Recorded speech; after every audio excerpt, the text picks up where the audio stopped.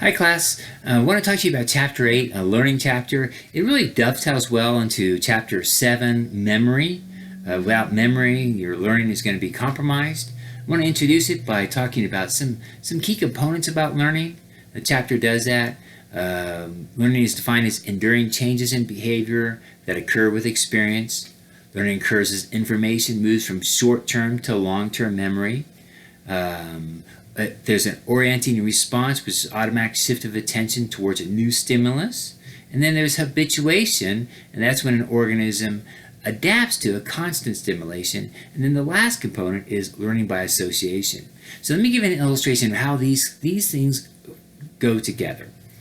I often have a student in my class, maybe I have Bob and Mary that are sitting next to each other, and I will say that I will illustrate in the class, can you imagine a bright light that suddenly falls down on Mary, and Bob is sitting next to her. All of a sudden, I would ask Bob, I said, well, do you think you'd recognize that? He said, yeah, definitely. There's a huge bright light that encompasses Mary, and he gets his attention. That's what that attention component is about. It's orienting response. So then, pretty soon though, if that bright light stays around her 24/7, is that you kind of get used to Mary and the bright light. So there's what they call habituation. You know, there's Mary, there's bright light, there's bright light, there's Mary. It's handy at nighttime getting out to your car, but not so, probably challenging for her going to sleep. But then all of a sudden, we'll say that she is sucked up by that bright light. So that bright light is coming from a UFO. Then there's learning by association. I asked Bob, I said, what do you think about that? He said, well, so if the bright light comes again, what are you going to do? And almost without exception, they say, I'm going the opposite way. Because now we've learned by association. And so there's this enduring change in behavior that occurs with experience, bright light, poof, I'm out of here. And so that is kind of the foundations for it. Now there's different models, conditioning models, associated with learning. Primarily classical and operant conditioning. That's what we're going to focus on right now. So classical learning occurs when a neutral stimulus, these neutral stimulus is just like something that has no meaning, so to speak, becomes associated with a stimulus to which the learner has an automatic inborn response. This will make sense in a few minutes, guys. I did want to mention Edwin B. Twittmeyer. He's the guy who actually came up with this. But he didn't get published like he should have gotten published. And so we think of classical conditioning with Pavlov's dog. So there's some different components to it. Let me just go through it real quickly. There is an unconditioned stimulus. That's an unlearned environmental input, kind of with our definition. So an example would be meat and dogs. When a dog sees meat, they salivate. There's an unconditioned response. That's salivation. And so meat is an unconditioned stimulus. Unconditioned response is meat. Now, neutral stimulus is the bell, very famous bell. Ring the bell, dog doesn't do anything. It's like, okay, well, that's interesting. So then, what Pavlov did is that let me preface this. What he noticed is that whenever the lab assistant came in, dogs would begin to salivate when they saw the lab assistant. And Pavlov thought that was unusual. Why are they salivating now? So what he did is he actually took the salivary glands outside and put test tubes to measure how much they salivated to kind of get an idea about this process. And then it dawned on him, lo and behold, meat is that unconditioned stimulus, salivation is that unconditioned response. So what he wanted to do is he wanted to see if I can train that unconditioned stimulus to become a conditioned stimulus.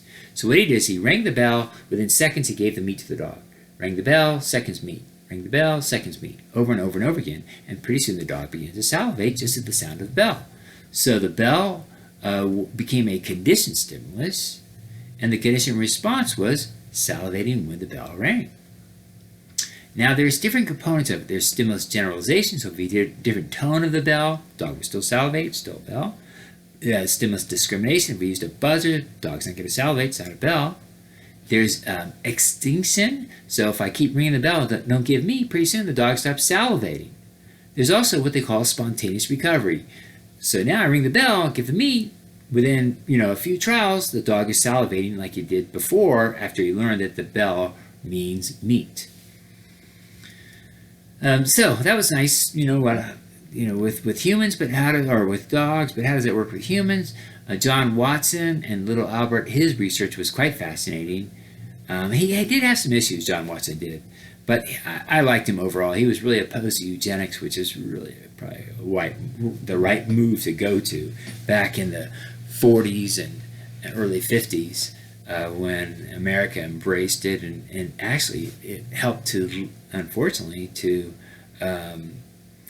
Hitler thought that, wow, this is really good. Look at what they're doing in California. Let's try doing that here. That kind of was helped to be a brainchild for him. So it's good that John Watson was around because he was opposed to all that. Anyways, so John Watson had little Albert. Little Albert was a child, and little Albert was not afraid of anything. He had a little white mouse that or white rat that he particularly liked. He played the rat. He wasn't afraid of dogs, cats, rabbits. He was an easygoing kid. So what happened was Watson began to, one thing that Albert did not like was cymbals. Bing, that gonging sound. He did not like that at all. And so what happened was John Watson would, right before Albert got the rat, he'd gong, here comes a rat. Gong, here comes a rat. Gong, here comes a rat. Pretty soon Albert was afraid of the rat, even though it was his best pet before. And he generalized that to rabbits, to even a man with a beard. He was afraid of anything that looked furry after that. I never know what happened to little Albert. I suspect he might be the guy who started Orkin. The guy who exterminates the rats. Just me, I don't know. All right. Then we go to operant conditioning. So that was kind of interesting, right? Now we see how specific phobias occur. There's some people have phobias of dogs, of cats, of all sorts of things. There's some event that evoked that phobia. It's tied to it. That's the theory. So we bring to operant conditioning, and that is, can we see this learning process? Is there something we can do about it? And so what Edward Thorndike did is he had these cats he had the law of effects. He had a lot of different laws, but the law of effects in this case. And that what he did is he would put this hungry cat in this cage, and there was levers. The cat could get out if he could figure out the levers. And so what happened is that the cat eventually figured the lever. There was food out there. He was hungry, and he would quickly go out to get the food. Over trials, over and over and over again, eventually the cat would learn it. So that started the process of operant conditioning. B.F. Skinner brought it to a new level. He wanted to see if he can shape the behavior. So what he did is he provided reinforcement for the cat. When the cat moved in a certain direction, he would give food. Move in another direction, give food. And pretty soon the cat learned that, okay, well, if I go in this direction, I can open up this lever quickly. So he was speeding up the process of learning as opposed to just the cat learning by trial and error. Now, under operant conditioning, so it's all based off of operant conditioning based off of reinforcements and punishments. Reinforcement is always going to increase behavior. Punishment is always going to decrease behavior. So let me go give some examples of this. There's positive and negative reinforcement, which seems kind of weird, but think about it. We're increasing our behavior. And so, for example, if we'll use a seatbelt as an example. If every time you got in your car, you put your seatbelt on, and outside of the steering wheel popped $100, I guarantee you're going to be putting that seatbelt on over and over and over again. Then there's also negative reinforcement. And so what happens when you get in your car and you don't put your seatbelt on? What happens? That bell, that irritating bell sound goes. And so pretty soon you put that seatbelt on because I can't stand it any longer. Again, reinforcement, that's a negative reinforcement. It's nauseous, but it increases behavior. Then there is punishment. There's positive punishment, and that is like, a timeout. Or even a spanking.